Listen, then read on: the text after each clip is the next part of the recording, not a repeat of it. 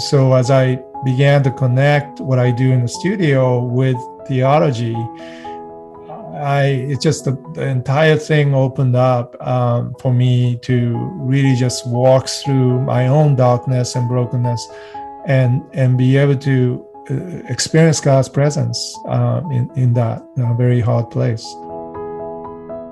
Hi friends, I'm Amy Julia Becker, and this is Love is Stronger Than Fear, a podcast about pursuing hope and healing in the midst of social division. This season, we've been talking about how we can respond to the brokenness in our own lives and in our society with our heads, hearts, and hands.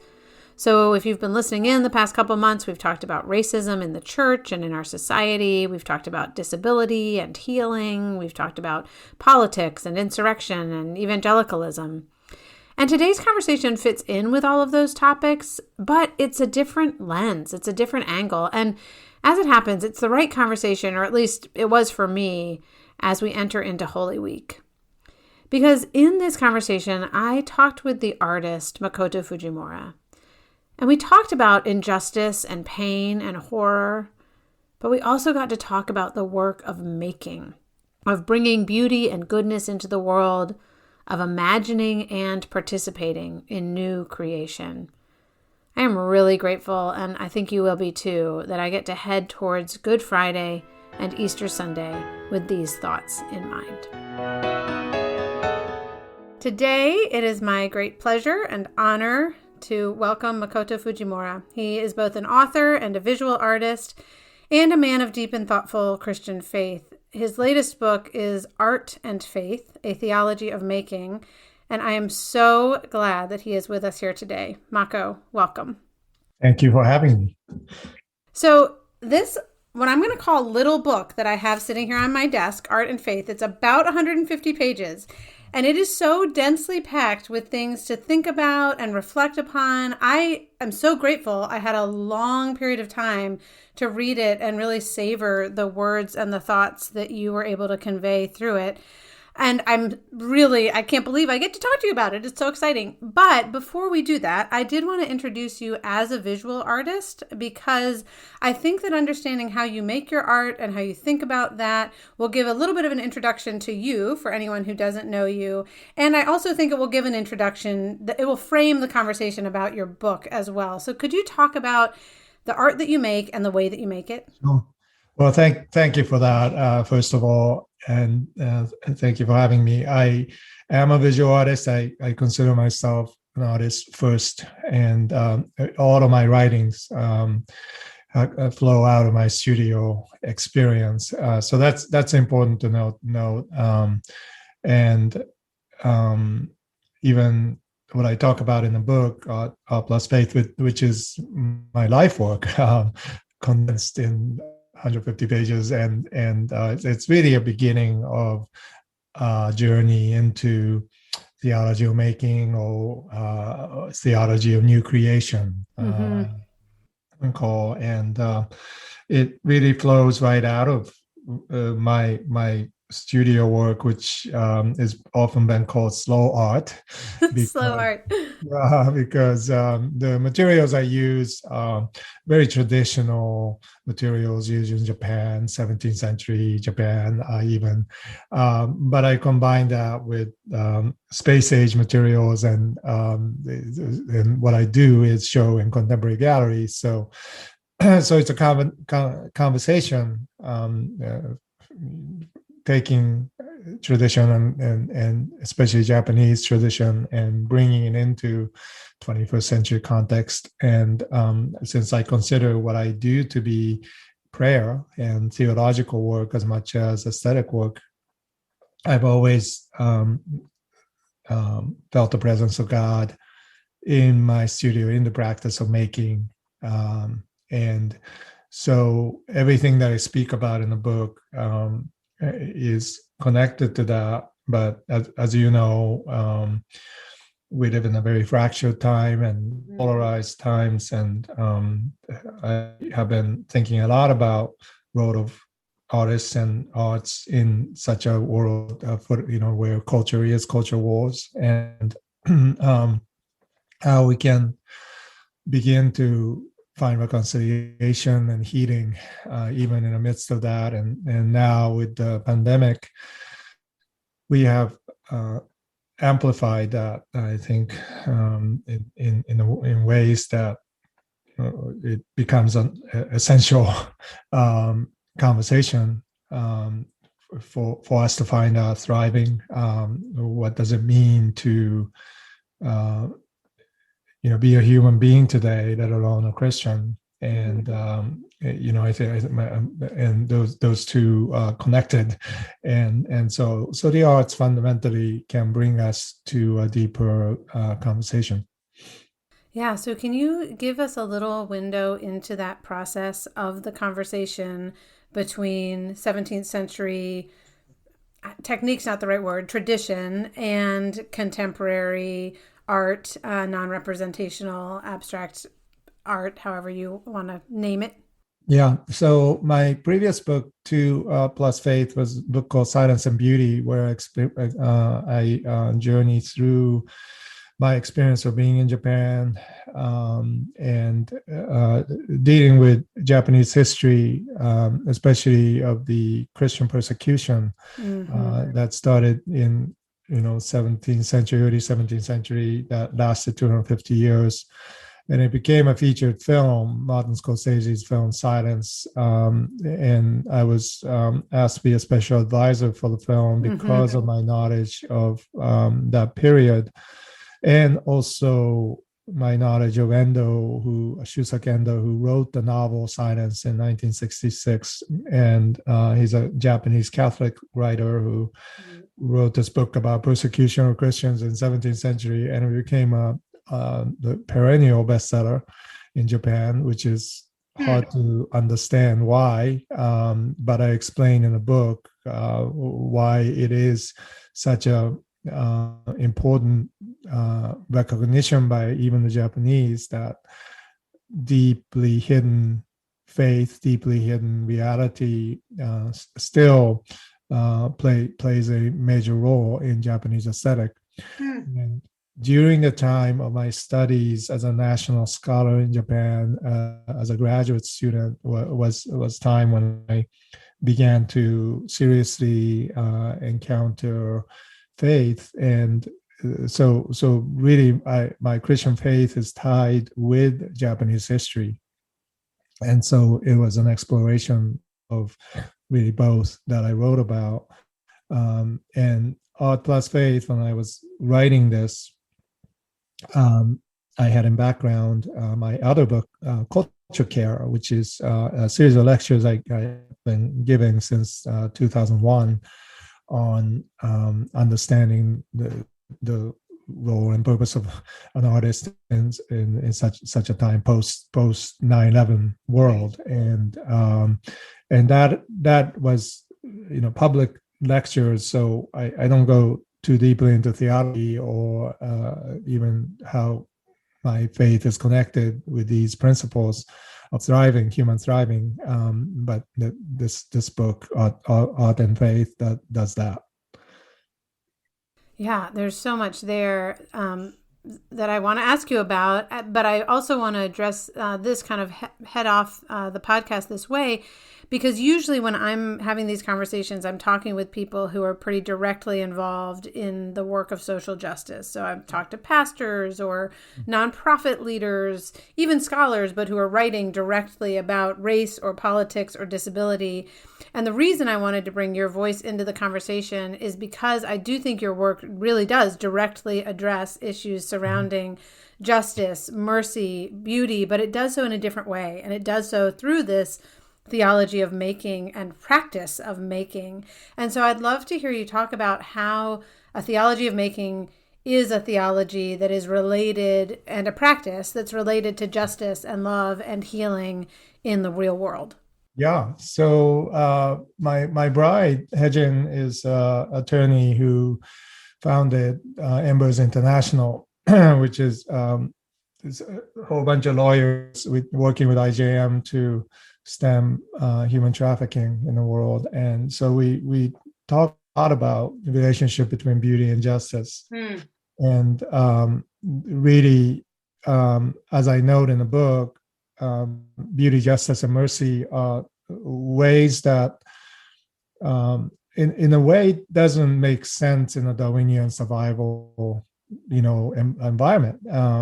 And yet, when you talk to people like Hejin and people who are invested with their whole life, really her life work is this. There's a underlying, thesis that connects justice, beauty, and she deals with trafficked children in India, and she says, well, it's not enough to liberate them from their enslavement. Our work continues until that person can see themselves beautiful.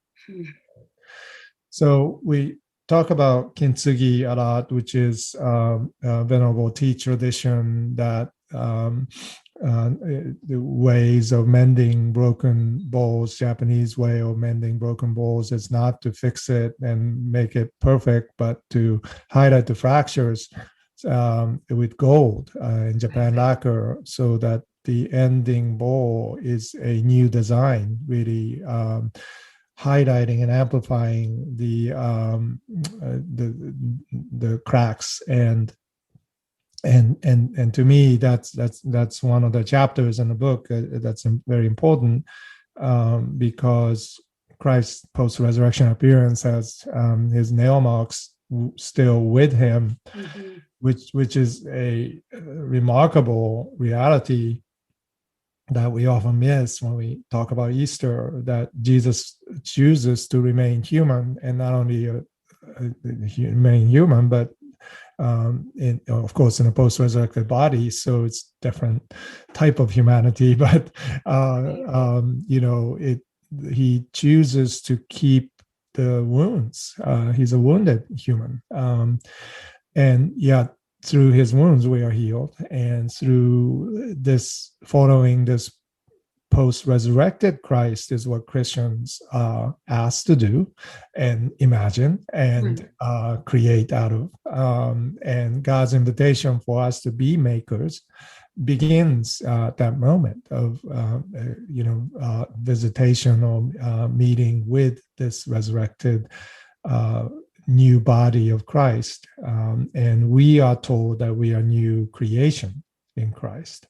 And that is a very powerful notion that often gets dismissed as something that is renewal. Redemption is seen as something that is restorative, but it's a fixing of the brokenness. We move away from our wounds, and we have this notion that we can fix things and be back in Eden somehow, when really the biblical narrative is saying, no, we're building the city of God, the city garden of God. And that is our role to play in the new creation. God doesn't do it automatically. God is waiting for us because of Jesus's commitment to humanity. We are given the keys to unlock some of the realities of new creation that God chooses not to open until we decide by faith to begin.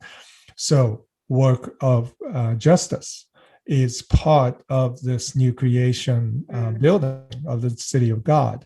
Now, we don't fully understand that, in the same way that I don't understand how, when I create beauty, that is somehow already part of the new creation. But that's what the biblical faith is projecting, and that is what it is saying to us as we journey with the post-resurrection Christ in this new way. Well, and it seems to me there are kind of two aspects to, many aspects, but two aspects that are coming to the forefront of my mind as you talk. And one is that sense, and you write about this in the book, that there are things that we are participating in and doing right now that will remain. I mean, there's a passage in, I think it's 1 Corinthians, where the gold remains. The hay gets burned up, but the gold remains. And so justice, beauty, which is an interesting thing. Again, it's not utilitarian, right? It's just speaking to something true about love and goodness, that beauty will remain. But then I'm also thinking about, in terms of not going back to Eden. We're not trying to recreate what God has already created. It's a new creation. And within that creation, there is beauty in what was once brokenness, using that Kintsugi image or the image of Jesus. And I'm thinking back, I had a different interview with a woman named Luann Huska at the beginning of this season. And she mentioned that when Margaret Mead was interviewed and asked when they knew that like a civilization had become civilization, it was when they saw evidence of a grave with a broken bone that had mended, right? That like the humanity comes out when we care for one another in our brokenness. And I can't give up on that image and how it relates to Yes. Jesus's wounds and to the Kintsugi. I just, and that sense of the brokenness remains because of how beautiful the mending is, and even more beautiful than on some level the bone in the first place, or the bowl in the first place, or the body. Exactly. That's a beautiful example. Margaret Mead's, noting that in order for this person to, for femur to heal, this person must have been protected by a community, and that is a sign of a civilization. And that's a beautiful image of community, period. Yeah. And what we should be thinking about in post-pandemic role of communities and churches is to have that image in mind, that we have all been affected by this pandemic in some way, traumatized in some cases, and it is the work of community that can come together and not to go back to normal. There's right. Not going to be Eden normal in the same way. We are not going into pre-pandemic normal. It's a new world, and though but it's a world in which we have all suffered, and we have all shared in that suffering, and therefore we have an opportunity to create communities that would both nurture and protect those broken places, but really be able to share because of our brokenness. It's again, the Kintsugi image of mending to make new as different from fixing it to hide the flaws, right? The Kintsugi master even amplifies and exposes the fractures, but does it in a beautiful way. And can we do that as communities, especially communities of Christ? I think that's the most important question to ask right now. Well, and I'm thinking about the role of beauty in healing. The first time I was introduced to your work I remember it very distinctly because it was 2003, and I was, in my mid-20s, newly married relatively, and I was living in my mother-in-law's house with my husband in New Orleans because she was dying of liver cancer. Oh. And a friend of mine sent me a magazine, and it was a Christian magazine. I don't even know what it was. I can remember not one word that was written in that magazine, but the entire magazine was art that you had created that was about hope and heaven, or that was evocative of that at least. And that, looking at your paintings, even on a magazine cover and through magazine pages, which of course is not even remotely the experience of what it would be to see them in person, nevertheless was an experience of healing for me because of the way it was indirect. It wasn't trying to fix the grief, right? It was just an invitation to think that there might be hope in the midst of the grief, beyond the grief, within the grief. And I'm just thinking about I think one of the ways you write about that in the book is the difference between plumbing theology and a theology of making. And I think it would be helpful to explain plumbing theology. and the theology of making, which is, you've already started talking about it, but I think that it's funny when you're reading your book and it's full of so many beautiful words, and then you get to the word plumbing and you're like, whoa, what's going on here? But it's perfect for what you're describing. So can you say more about that? Yes. First of all, thank you for sharing that. It means a lot to me when people have these tangible ways that my work or the message I'm trying to send out, and that came out because of the fractures of 9/11. I mean, I was 3 blocks away. My children became ground zero children. We were in the midst of suffering and trauma, and we're trying to get back to some semblance of normality. But and I whenever I painted during that time, I was very aware and even heightened awareness of my own struggles, but also the universal longing that we all have, and this tendency to try to fix it, move away, or just ignore it, or and I was preaching to my own heart that you really have to understand this darkness and exilic feel in order to be able to communicate well. So your comments mean a lot to me.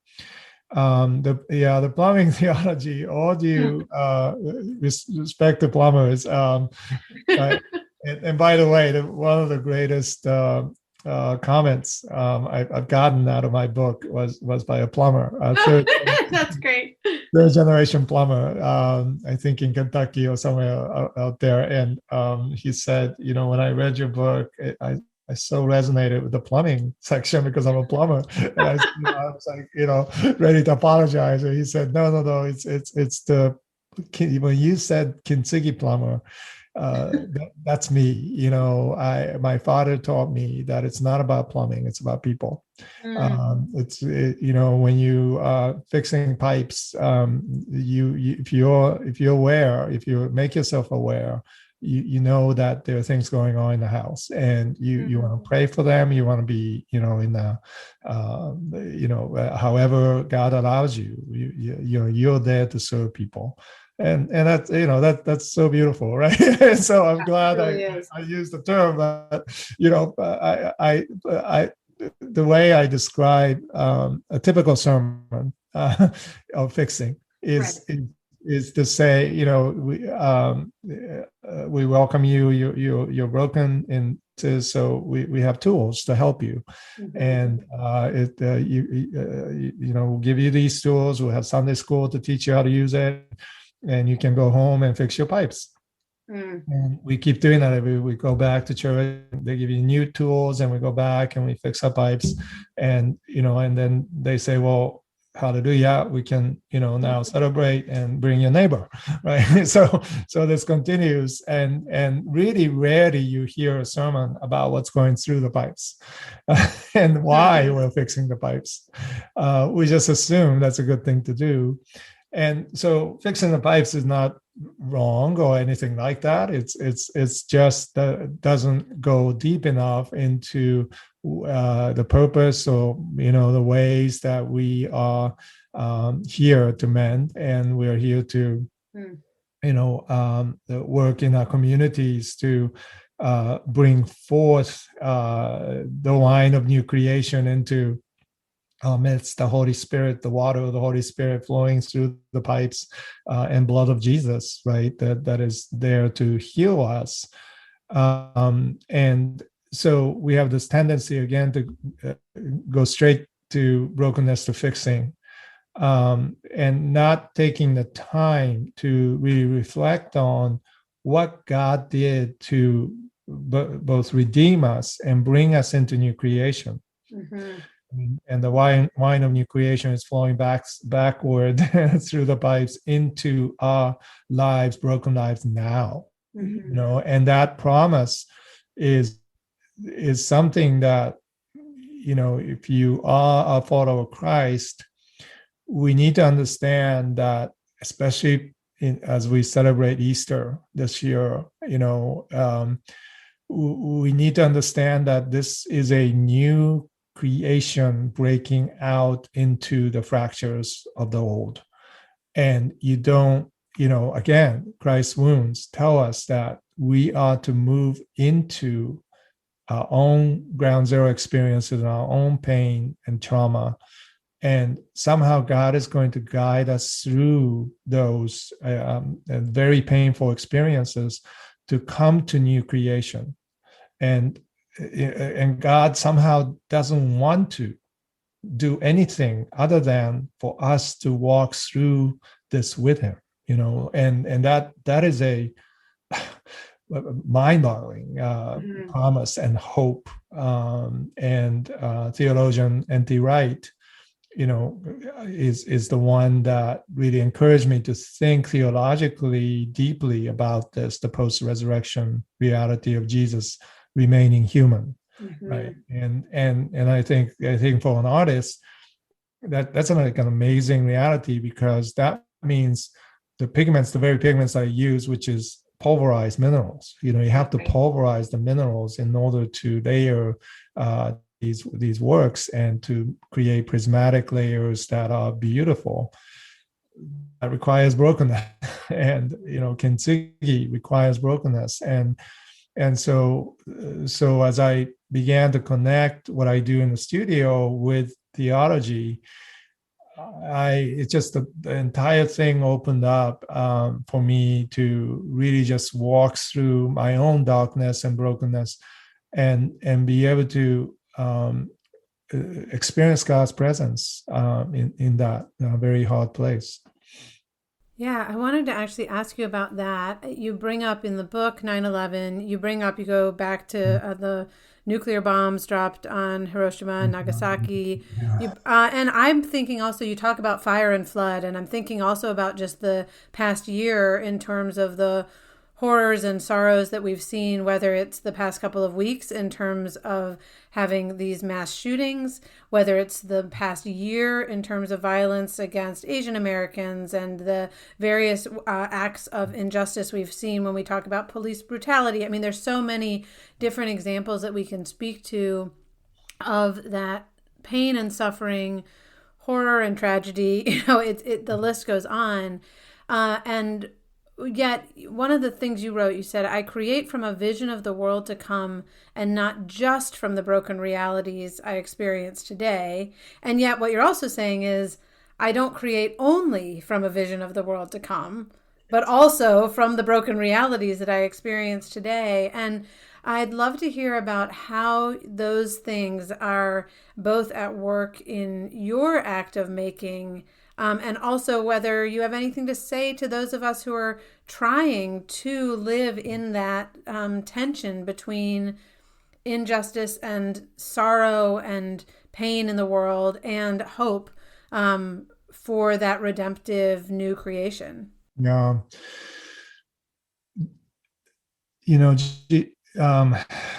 Jesus wept in Bethany, and Jesus weeps over Jerusalem, and those tears indicate something, I think, that's more profound than we often give it credit,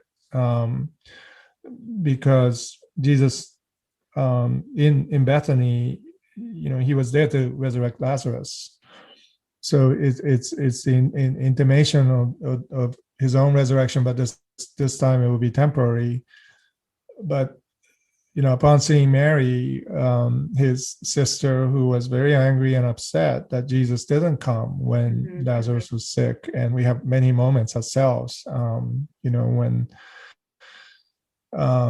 we pray and somehow God doesn't answer, or God seems elusive and hidden from us, and we say, well, God doesn't care about us. But when Jesus shows up, all he had to do was take Mary by the hand and bring her to Lazarus' grave and say, Lazarus, come out. And he could tell Mary, you have a little faith. You should have trusted me. I came to resurrect your brother. He doesn't do that.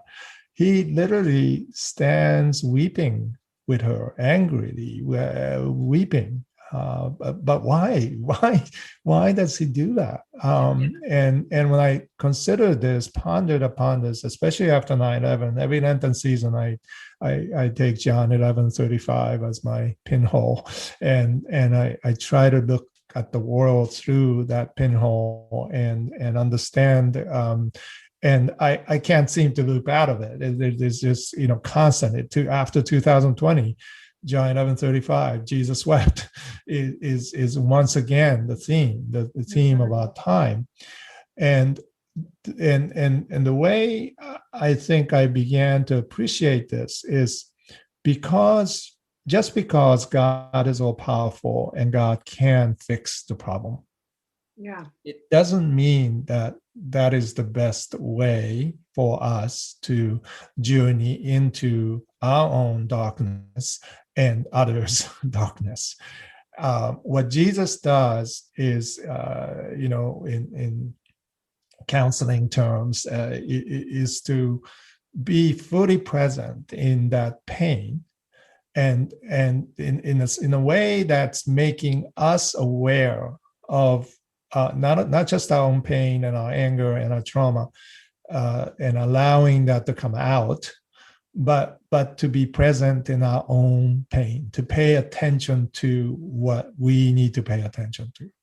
So Jesus gives time without words, of course. He has ability to explain things as he does to Martha in 5 minutes ago. Right. And he has the ability to heal and resurrect as he does 5 minutes later. But at that moment, he knows what Mary needs is not either of those things. What Mary needs is his friend present in pain without any words. And we know Mary got this because of her response, right? So in John 12, Mary brings her wedding nard upon Jesus to anoint him. And this is a extravagant, even transgressive act against, a rabbi, being anointed by this woman who's weeping, most likely, and it's recorded in all four of the Gospels in some way, and this extravagant response, which is a response that only a bride gives to the bridegroom, is the proper response, and the only way she could get to that point was to see in Jesus' tears something that profoundly was present in herself, and the only way that she can respond is to say she intuited that Jesus will have to pay for this somehow, that this extravagant cost of love is going to cause his own death, and therefore I must anoint him now as a bridegroom because he is going to suffer for this. And she was right. And next moment he's in Palm Sunday, which is this Sunday for us. He's going to be weeping again, looking over Jerusalem, and this time, but it wasn't for somebody, it was for us.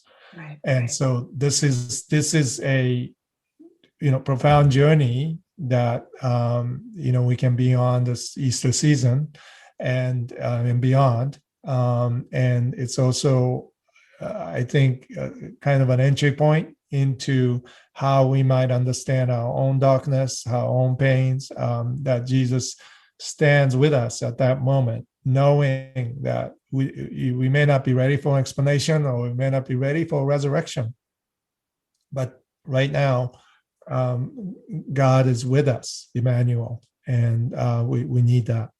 I've been reflecting on something that your thoughts here and in the book have overlaid on helpfully this season, which is the idea of dying with Christ, that we might be raised with Christ. And I learned for the first time that the language about dying with Christ is active in its verbs, that we have to consciously die to ourselves. And that's, I think, a lifelong process.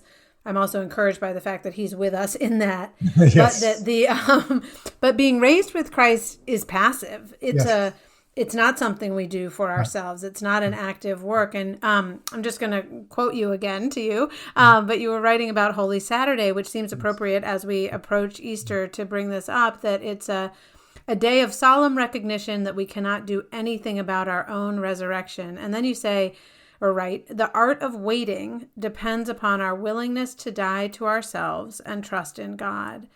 And I'd love to hear again about knowing, as you called it, slow art, right? There is a literal art of waiting as a part of your process, I imagine. And I'd love for you to talk a little bit about that from just a literal sense of how you make a piece of art and have the waiting that's involved, but also what that might tell us about this gap between cross and resurrection, between pain and hope.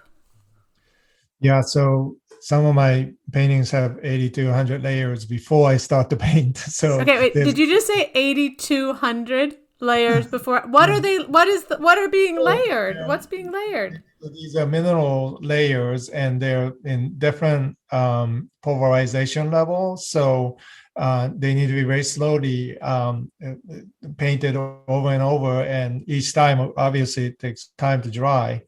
So you're waiting for your paint to dry in the studio, and to me that has been a way for me to enter into this meditative practice of both making the paint and then painting them.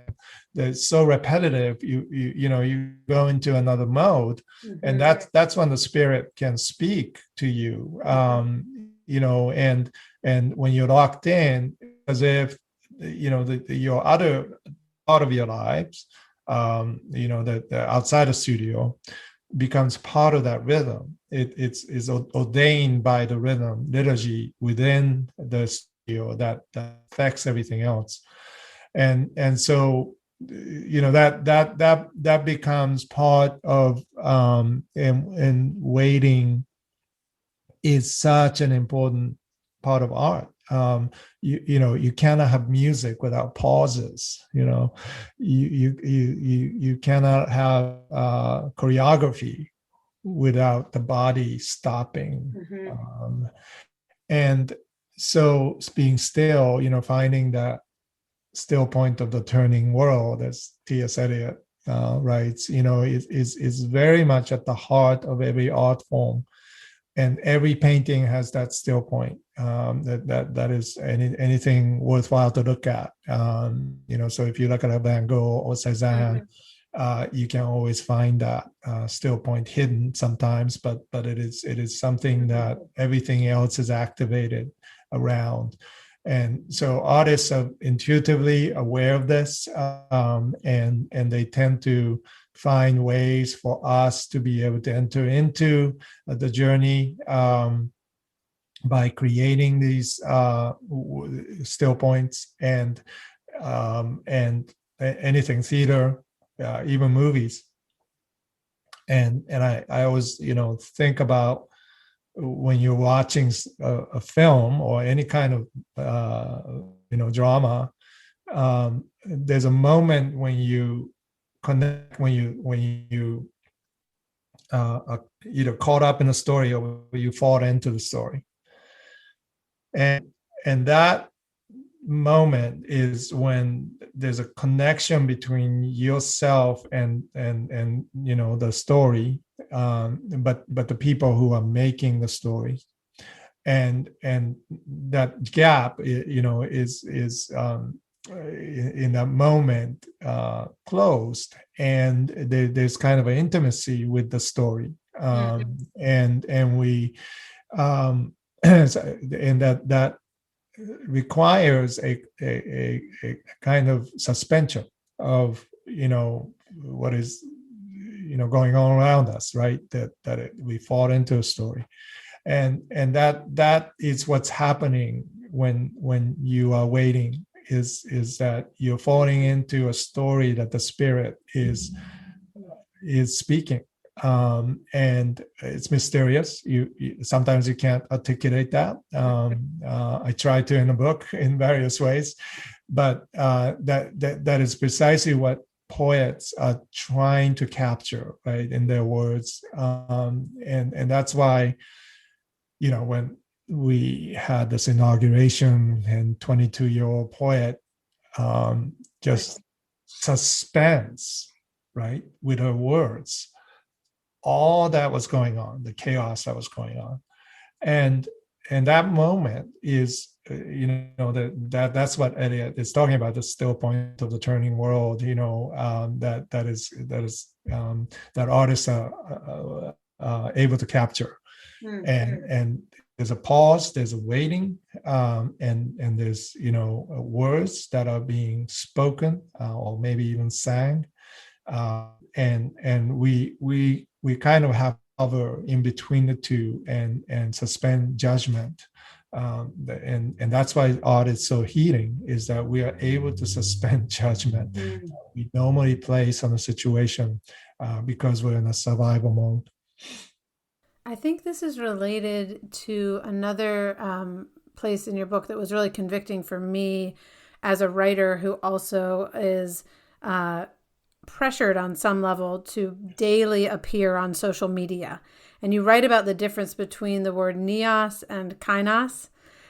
So I get swallowed up by the neos, and I'm going to ask you to explain that in a minute, of social media almost every day. And yet I really long to be creating out of that place of kainos, like of participating in that. So can you talk about the difference between those two words and what that has to do with what we're talking about here? Yeah, so newness, in Greek terms, there are multiple words, but neos is one of them. And from that word, we get the word neon. So newness is flashy. Newness is, and that's what in marketing terms, that's what catches your attention, right? Yeah. But it's not lasting. It's not enduring. So if you were to watch a commercial from even like 3 years ago, it doesn't affect you in the same way, because it's neos. It's past, and you're not tantalized by the same kind of devices or conversation. And so kainos is newness, what I call newness, which is a New Testament term describing when Paul says in Christ we're a new creation, we are kainos creation. Yeah. That means it is a fundamentally, categorically a newness. We don't have words. It's not like a new iPhone. That's neos. It's not like new fashion. Mm-hmm. It is new concept of newness. And that's what the resurrection is. Right. That's why it's supernatural. It's supernatural. You try not, even if you try to explain it, and if you can have evidence for it, it doesn't go into the fundamental reality of it, because the newness is breaking in. That's the biblical promise. Every moment, there are burning bushes everywhere, but we don't see it. We cannot receive it without faith. But if we can understand that newness is breaking in, then every journey of darkness, every journey of even trauma, can be a way in to that reality, because we are able to again, suspend our judgment for a moment and fall into a story, right? So it takes imagination to do that, but it also takes faith to do that. And the more you do this, the more you practice that, to live in the newness today, despite what's happening, so your setbacks become Genesis moments when you are living in this zero-sum game, scarcely written world, you become supernaturally generous, and people are like, wow, why are you so generous? We're trying to survive. And you say, well, because we need generosity to survive. Right. And we think not about just ourselves, but the future generations. And our mind starts to shift from neos to kainos. Well, and I'm wondering too, when we get stuck in neos and don't participate in that kainos, I'm just thinking about, so yes, we were just talking about waiting for God, right? But I Yes. also think about the patience of God with us in that Right. sense of entrusting, Yes. somehow entrusting at least part of this new creation to us, right? And so I wonder how much God is waiting for us to Yes. actually say, "Yes, I'm participating. I'm in." Right. um, Right. and I don't mean to say we are the ones who are doing it, but we are the ones responding to the Mhm. work that God is doing, and there's a tremendous dignity that God gives us Mhm. in patiently waiting for us to come to a place of saying, I'm not going to be rushing around anymore doing my own thing, but I'm actually going to find that still point, participate in the kindness. Like all of that just seems Mhm. relevant to me in thinking about what it means to really enter in to the work that God's doing that will remain. Right. And that takes faith. And you're right. The short cycle of nails doesn't allow anything to last. And it affects everybody. It affects us. Affects our spouse. Affects our children. And so the more we are able to have hope. In faith is the substance of things hoped for, the evidence of things unseen. So that means it takes a kind of a suspension belief to be able to leap into this bigger reality, as I think of it, as rather than running around chasing our own tails, and we know this from parenting. If anybody who has children or anybody who's a teacher knows that you can posit good things in children, and you have the right way conditions for this child to find thriving, but it's until that child decides to do the right thing, to make the right decisions, that it doesn't mean anything. And as parents, we just have to wait Right, until right. that moment comes. You do the best we can to prepare the context for that, but it's up to the child. So I have one final question for you, which is for the people who are listening to this who are not writers, not visual artists, who are plumbers or Yeah. parents, grandparents who are running around after small children, right? Who don't, what does practicing resurrection look like for them? What does making in and not just fixing look like in all of our lives as people who seek to be a part of that new creation? Great question. I think it goes back to making. If we're not making, we are consuming. Mm. That's and we're being driven by these naos, ways that the marketing works, right? That we create this desire for something that we don't even need, but even outside of that, we become driven by things that we have no control over. We become obsessed, or begin to create kind of a fantastical reality where it doesn't have that presence of suffering, presence of darkness. It's and part of practicing resurrection for us, even if you're not involved in any kind of the art, any kind of arts, even though I believe everybody has something that they're making, your work is making Mm-hmm. something. So what the question is, what are we making? Right, Right. right. And so if we ask that question and say, well, I'm not sure if I align myself with what I'm making, then that's a pause to opportunity to think about what is it that you want to make, Mm-hmm. and how can I get to that. And we may say, well, that's not pragmatic. Okay, fine. But it's at the end of the day, when we're on our deathbeds, what are we going to remember, right? Is it the resume stuff? Is it the cars in the garage? No, we're not. Those things, we will care less about those things. What we're going to remember are those intangible, experiences that we had with our loved ones that meant something that at the time it didn't really, it didn't have purpose.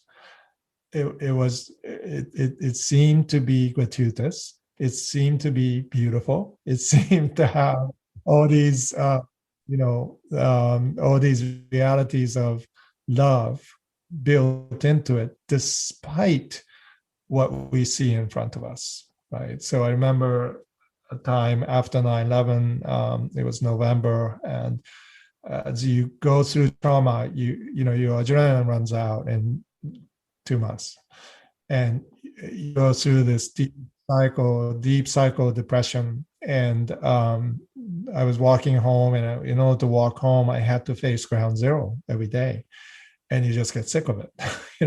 You're facing this destruction in front of you that takes a long time to mend.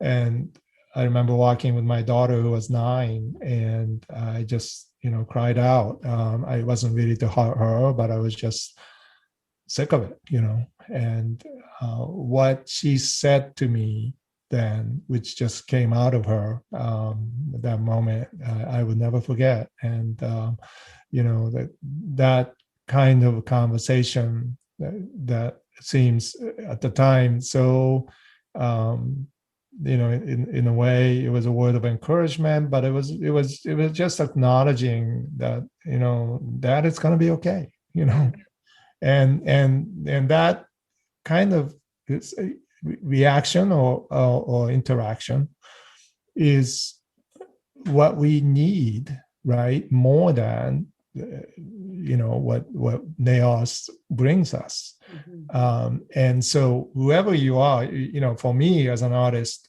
I'm always trying to get to that with my art, that kind of enduring reality, that's expressed through paint. But whether you are a plumber or whether you are, you're Amazon deliverer, yeah, we can get to that point by being aware, first of all, our presence in the moment, but also in other people's lives, and certainly through loved ones, and being able to articulate that in some way requires for us to express, make, to harness the image of God in us. We are created to be creative, and we need to become makers again in order to tap into that enduring reality that kainos can bring us. Thank you for that. I think about just even there's one place in your book where you write about the fruit of the spirit, yes. Love, peace, joy, these, and again, I think whether it is making a painting or making a home, yes. or a field, mm-hmm. or a omelet or a relationship, I mean, yes. There that sense of, and not that we generate the fruit, because that comes from the love of God at work in us, but still there is that sense, as you said, of turning away from the new to the new, yes. to that life-giving, eternal, abundant new that God can do in all of us. So thank you so much for your participation in that and for welcoming us into that today. Absolutely. Thanks so much for listening to Love is Stronger Than Fear. I do hope you'll take a moment to go to makotofujimura.com. You can find that link in the show notes and spend some time just experiencing some of his paintings. I also highly recommend Art Plus Faith. I think you got a sense of the richness of that book just from listening to that conversation. I also, as usual, want to thank our co-host, Breaking Ground, as well as Jake Hansen for editing the podcast, Amber Beery, my social media coordinator, who supports me left, right, and center, and in every way possible when it comes to this podcast. If you want to support the podcast, you of course can let other people know about it, give it a rating or a review, share it, subscribe to it, all of those things. You know the drill. Finally, as you go into your day today, I hope and pray you will carry with you the peace that comes from believing that love is stronger than fear.